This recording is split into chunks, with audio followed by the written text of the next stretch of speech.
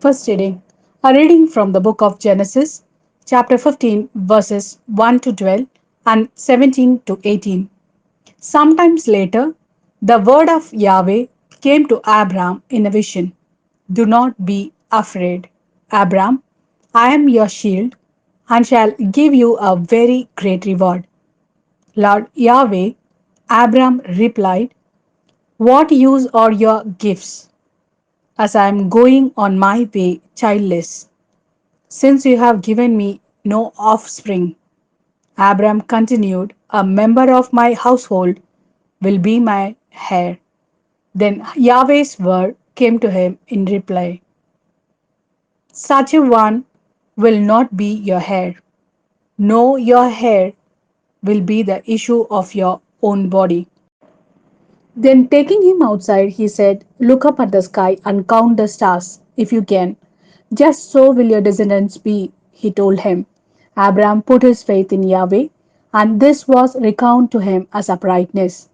He then said to him, I am Yahweh who brought you out of Ur of the Chaldeans to give you this country as your possession. Lord Yahweh, Abram replied, how can I know that I shall possess it? He said to him, bring me a 3 years old heifer, a 3 years old she goat, a 3 years old ram, a turtle dove, and a young pigeon. He brought him all this, split the animals down the middle, and placed each half opposite the other. But the birds he did not divide. And whenever birds of prey swooped down on the carcasses, Abram drove them off. Now, as the sun was on the point of setting, a trance fell on Abram, and a deep dark dread descended on him. When the sun had set and it was dark, there appeared a smoking firepot and a flaming torch passing between the animal species. That day Yahweh made a covenant with Abram in these terms, to your descendants I give this country from the river of Egypt to the great river, the river Euphrates. This is the word of Lord. Thanks be to God. A reading from the Gospel according to Matthew, chapter 7, verses 15 to 20.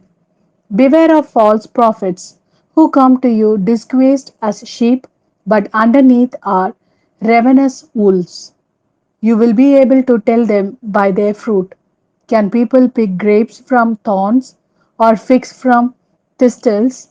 In the same way, a sound tree produces good fruit, but a rotten tree bad fruit.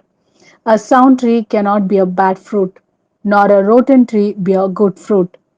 Any tree that does not produce good fruit is cut down and thrown on the fire. I repeat, you will be able to tell them by their fruits.